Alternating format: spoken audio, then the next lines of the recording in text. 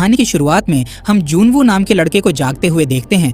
तभी उसे घर में एक नोट मिलता है जो कि उसके पेरेंट्स ने लिखा था। इस नोट में लिखा था कि हमें घर आने में लेट होगा, इसलिए मॉल जाकर अपने लिए खाने का सामान खरीद लेना। पर जूनवू बाहर नहीं जाता और अपने फ्रेंड्स के साथ ऑनलाइन गेम खेलने लगता है, जिस दौरान एक फ्रेंड जूनवू से न्यूज चैनल देखने का कहता है। जैसे ही जूनवू टीवी ऑन करके न्यूज देखता है तो उसे पता चलता है कि उनके शहर में एक वायरस फैल गया है, जिससे इन्फेक्टेड लोग ज़ॉम्बी बन रहे हैं और वो इंसानों को खाकर उन्हें भी इन्फेक्टेड कर रहे हैं। तभी टीवी का सिग्नल खराब हो जाता है। ठीक इसी समय जूनवू के फोन में गवर्नमेंट की तरफ से एक इमरजेंसी मैसेज आता है, जिसे देखकर वो बुरी तरह डर जाता है और जल्दी से विंडो के पास जाकर बाहर देखने लगता है, जहां वो देखता है कि ज़ॉम्बीज पूरे शहर में फैल चुके हैं और उनसे बचने के लिए लोग इधर उधर भाग रहे हैं। इसी बीच जूनवू को अपनी बिल्डिंग में शोर सुनाई देता है, इसलिए वो गेट ओपन करके देखने लगता है, जिस दौरान उसका पड़ोसी संग जबरदस्ती घर के अंदर आ जाता है। तब जूनवू उसे बाहर निकालने की कोशिश करता है, जिस पर सांग कहता है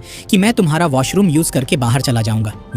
जब सांग वॉशरूम से बाहर आता है तब जूनवू उसके हाथ में ज़ॉम्बी के काटने का निशान देख लेता है। इससे पहले जूनवू कुछ कर पाता सांग ज़ॉम्बी में बदल जाता है और जूनवू पर हमला कर देता है। तब जूनवू उससे फाइट करते हुए किसी तरह उसे घर से बाहर निकाल देता है और गेट बंद कर देता है। फिर वो गेट के सामने फ्रिज रखकर उसे ब्लॉक करता है ताकि ज़ॉम्बीज अंदर ना आ सके। अब जूनवू अपने पेरेंट्स को कॉल करता है, लेकिन कॉल नहीं लग रहा था। तभी जूनवू के फोन पर उसकी माँ का वॉइस मेल आता है, जिसके बाद जूनवू एक स्टिकी नोट पर अलाइव लिखकर उसे अपनी फैमिली फोटो के ऊपर चिपका देता है, ताकि फोटो को देखकर उसे हिम्मत मिल सके। अगली सुबह जूनवू अपने ड्रोन की मदद से आसपास के घरों को चेक करने लगता है, लेकिन ज़ॉम्बीज के अलावा उसे कोई भी नजर नहीं आ रहा था। तभी उसके फोन की बैटरी लो हो जाती है, इसलिए उसका ड्रोन वापस उसके पास आ जाता है। इसी शाम जूनवू को एक अलार्म की आवाज सुनाई देती है। जब वो बाहर देखता है तो उसे एक पुलिस ऑफिसर दिखाई देती है, जो कि ज़ॉम्बीज से लड़ रही थी। पर तभी उस ऑफिसर की गोलियां खत्म हो जाती हैं, जिससे ज़ॉम्बीज उसे पकड़ लेते हैं और उसे अपने साथ ले जाने लगते हैं।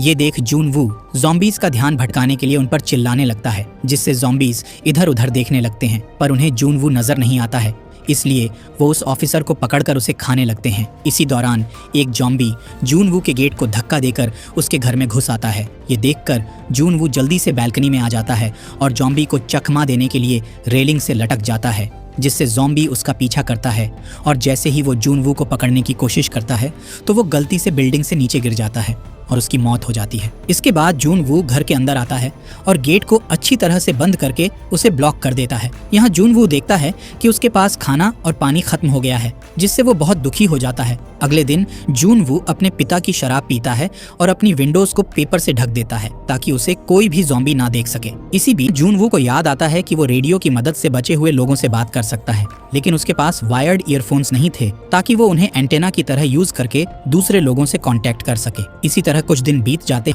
इसी दौरान जूनवू देखता है कि उसके फोन में नेटवर्क आ गया है। तभी जूनवू के पास उसकी फैमिली का एक वॉइस मेल आता है, जिसमें वो बताते हैं कि उन्हें ज़ॉम्बीज ने पकड़ लिया है। तभी उसे वॉइस मेल में सुनाई देता है कि ज़ॉम्बीज ने उसकी फैमिली पर अटैक कर दिया है।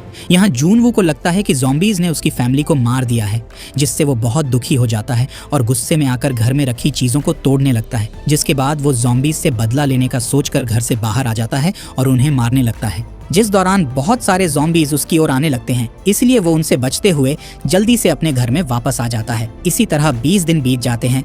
फिर एक दिन जूनवू को ब्लास्ट की आवाज सुनाई देती है। जब वो बाहर देखता है तो उसे लगता है कि गवर्नमेंट पूरे शहर को ब्लास्ट करके ज़ॉम्बीज को मार रही है। ये सोचकर वो अपना लास्ट वीडियो रिकॉर्ड करता है, जिसमें वो सभी से अलविदा कहता है और फिर खुद को खत्म करने का सोचता है। तभी उसे अपने घर में एक लेजर लाइट दिखाई देती है, जो कि उसके घर के सामने वाली बिल्डिंग से आ रही थी। इसलिए जूनवू उस बिल्डिंग में देखने लगता है, जिससे उसे पता चलता है कि सामने वाली बिल्डिंग में भी एक सर्वाइवर है, जिसका नाम यूबिन था। यहाँ यूबिन दूरबीन की मदद से जूनवू को देख रही थी। तब जूनवू उसे हाथ से इशारा करता है और बहुत खुश हो जाता है। साथ ही वो इशारे में उसे अगले दिन बैल्कनी में आने का कहता है।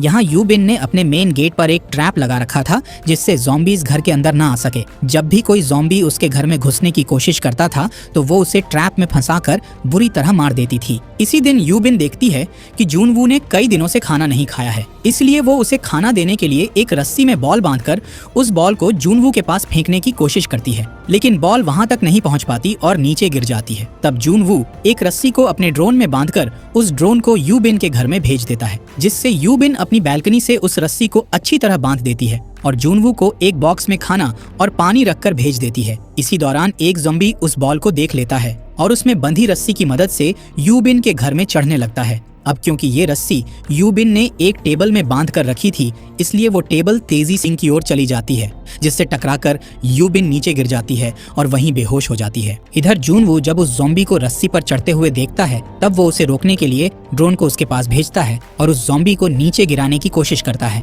इसी दौरान कुछ ज़ॉम्बीज जूनवू के गेट को खोलने की कोशिश करने लगते हैं, जिससे जूनवू का ध्यान ड्रोन से हट जाता है। तब वो ज़ॉम्बी ड्रोन को पकड़ लेता है और उसे तोड़ देता है, पर तभी यूबिन को होश आ जाता है और वो उस ज़ॉम्बी का हाथ काटकर उसे नीचे गिरा देती है। इसी रात जूनवू डिसाइड करता है कि वो अपने आसपास वाले फ्लैट्स में जाकर खाने पीने का सामान लाएगा, इसलिए वो घर से बाहर आ जाता है और एक ज़ॉम्बी की जेब से सामने वाले फ्लैट की चाबी निकाल लेता है, जिसके बाद वो उस फ्लैट में जाकर फ्रिज से खाना निकालता है। इसके अलावा उसे वहाँ हेडफोन और एक वॉकी टॉकी मिलते हैं। तभी उसकी नज़र बेडरूम में पड़ी एक औरत की डेड बॉडी पर जाती है, जिस दौरान उस औरत का पति, जो कि अब जंबी बन गया था, वो जूनवू पर हमला कर देता है। तब जूनवू उसे रोकने के लिए उस पर एक रॉड फेंककर उसे दूर करने की कोशिश करता है और फिर वहां से भागकर अपने घर में आ जाता है। यहाँ घर में जूनवू हेडफोन से एंटेना बनाने के लिए उसके वायर को काट देता है, लेकिन रेडियो काम नहीं करता है, जिससे वो बहुत दुखी हो जाता है। इसके बाद वो यूबिन के लिए एक बैग में खाना और वॉकी टॉकी रखकर उसके पास भेज देता है, जिससे वो अब एक दूसरे से आसानी से बात कर पाते हैं। इसी तरह कुछ दिन और बीत जाते हैं। यहाँ दोनों पानी के लिए कंटेनर्स को बैल्कनी में रख दिया करते थे, ताकि जब बारिश हो तो उनके कंटेनर्स भर जाएं और उन्हें पीने का पानी मिल सके। एक दिन दोनों को शोर सुनाई देता है, जिससे उन्हें लगता है कि बाहर बारिश हो रही है, लेकिन जब वो दोनों बाहर आते हैं तो देखते हैं कि बहुत सारे ज़ॉम्बीज उनकी बिल्डिंग्स में घुस रहे हैं।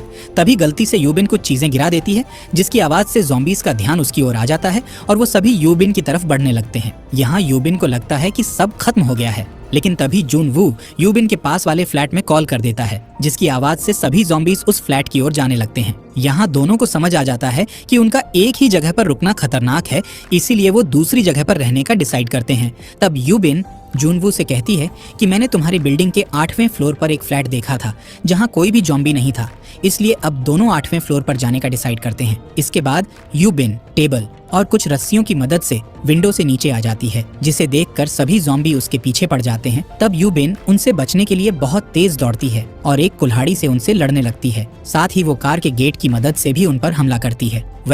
अब यूबिन दूसरी बिल्डिंग तक पहुंचने वाली होती है, जिस दौरान उसे पुलिस ऑफिसर की एक गन मिलती है, जिसे यूबिन उठा लेती है, लेकिन तभी एक ज़ॉम्बी उस पर हमला कर देता है। इससे पहले वो ज़ॉम्बी उसे काट पाता कि तभी जूनवू वहां आ जाता है और उस ज़ॉम्बी को मारकर यूबिन को बचा लेता है। अब दोनों मिलकर ज़ॉम्बीज से लड़ते हुए बिल्डिंग तक पहुंच जाते हैं और गेट को बंद कर देते हैं, पर ज़ॉम्बीज उस गेट को तोड़ देते हैं। लेकिन वो दोनों जल्दी से 8वें फ्लोर पर आ जाते हैं और अच्छे फ्लैट को ढूंढने लगते हैं। तभी अचानक से उन्हें एक शोर सुनाई देता है, जिससे उन्हें पता चलता है कि उस फ्लोर पर भी बहुत सारे ज़ॉम्बीज हैं। तब जूनवू एक गेट को नीचे गिराकर ज़ॉम्बीज का रास्ता ब्लॉक कर देता है, जिस दौरान वहां एक मास्क मैन आता है और यूबिन की मदद करते हुए उसे अपने फ्लैट में ले जाता है। वहीं जूनवू भी किसी तरह ज़ॉम्बीज से बचते हुए उस फ्लैट के अंदर आ जाता है। यहाँ मास्क मैन उन दोनों को खाना और पानी देता है और उन्हें बताता है कि मुझे रेडियो सिग्नल से पता चला है कि यहाँ जल्द ही एक रेस्क्यू टीम हमें बचाने आने वाली है। ये सुन यूबिन और जूनवू बहुत खुश हो जाते हैं, लेकिन तभी जूनवू बेहोश हो जाता है। दरअसल उस मास्क मैन ने पानी में बेहोशी की दवा मिला रखी थी। वहीं यूबिन को सिर्फ चक्कर आ रहे थे, क्योंकि उसने सिर्फ एक घूंट पानी पिया था। इसके बाद मास्क मैन यूबिन के हाथ बांधकर उसे दूसरे रूम में ले जाता है। इस रूम में उसने अपनी ज़ॉम्बी वाइफ को रखा हुआ था, जिसे वो खाना खिलाकर जिंदा रखना चाहता था, इसलिए उसने यूबिन को उस रूम में बंद किया था, ताकि उसकी वाइफ यूबिन को खाकर जिंदा रह सके। दूसरी ओर जूनवू को होश आ जाता है और वो गन उठाकर उस मास्क मैन पर पॉइंट कर देता है। इधर यूबिन बड़ी चालाकी से मास्क मैन की वाइफ के मुंह पर एक कपड़े को बांध देती है और उसे मास्क मैन की ओर फेंक देती है, जिससे वो ज़ॉम्बी वाइफ मास्क मैन पर अटैक करके उसे खाने लगती है। इससे पहले कि वो मास्क मैन ज़ॉम्बी में बदल जाए, यूबिन उसे और उसकी वाइफ को शूट करके मार देती है। पर गोलियों की आवाज सुनकर सभी ज़ॉम्बीज उनकी ओर आने लगते हैं, इसीलिए दोनों बिल्डिंग से बाहर निकलने के लिए भागने लगते हैं। तभी उन्हें हेलीकॉप्टर के आने की आवाज सुनाई देती है, इसलिए दोनों ज़ॉम्बीज से लड़ते हुए बिल्डिंग की छत पर जाने लगते हैं। उसी समय ज़ॉम्बीज का एक बड़ा ग्रुप यूबिन को पकड़कर नीचे गिरा देता है, इसलिए जूनवू एक साइकिल की मदद से जंबियों को धक्का देने लगता है, जिससे यूबिन को जंबियों से बचने का मौका मिल जाता है और वो जूनवू की मदद से छत पर आ जाती है। तभी उन्हें एक हेलीकॉप्टर दिखाई देता है, जिसे देखकर वो दोनों चिल्लाने लगते हैं। तभी अचानक ज़ॉम्बीज़ गेट तोड़कर ऊपर आ जाते हैं, इसलिए जूनवू उन पर गोली चलाने लगता है, लेकिन उसकी गोलियां खत्म हो जाती हैं। पर तभी हेलीकॉप्टर उनकी तरफ आ जाता है और उसमें बैठा आर्मी ऑफिसर सभी ज़ॉम्बीज़ को शूट करके मार देता है, जिसके बाद वो जूनवू और यूबिन को हेलीकॉप्टर में बैठाकर वहाँ से निकल जाता है। यहाँ जूनवू देखता है कि उसके फोन में नेटवर्क आ गए हैं। तभी उसे अपनी फैमिली का मैसेज मिलता है जिसमें लिखा था कि हम ठीक है और सेफ जगह पर हैं। अब धीरे धीरे बाकी के लोग भी सोशल मीडिया पर अपनी फोटोज अपलोड करके अपनी लोकेशंस बताने लगते हैं। कहानी के एंड में हमें जूनवू की एक पुरानी फोटो दिखाई जाती है जिस पर उसने लिखा हुआ था कि वो रेस्क्यू टीम का इंतजार कर रहा है, लेकिन अब जूनवू अपनी न्यू फोटो पर अलाइव लिखकर उसे पोस्ट कर देता है, यानी कि वो अब जिंदा है और उसे बचा लिया गया है। और इसी के साथ ये मूवी यहीं पर खत्म हो जाती है।